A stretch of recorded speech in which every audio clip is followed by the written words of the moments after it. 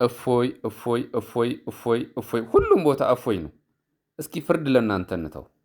ሙስሊም እህቶቻችንም ሙስሊም ወንድሞቻችንም መጀመሪያ ማን ነው የጀመረው? ሲቀጥል ደግሞ መግደልን ምን አመጣው?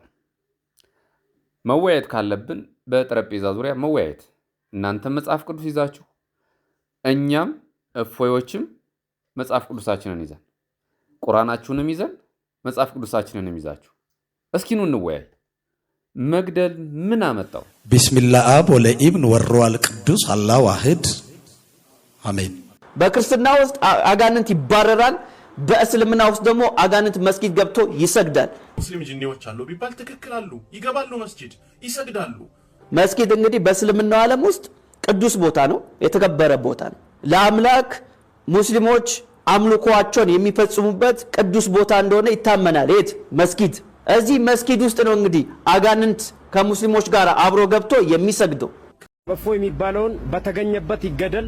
ትሰማለህ? መግደል መሸነፍ ነው። ለማንኛውም ኦርቶዶክስ ተዋህዶ እንሞትላታለን፣ ሙቱ ነው እንጂ ግደሉ አትልም። እስልምና ደግሞ ከዚህ በተቃራኒ ከሆነ ግደሉ የሚል ከሆነ ልትገድሉ ስትመጡ መሞትም አለ።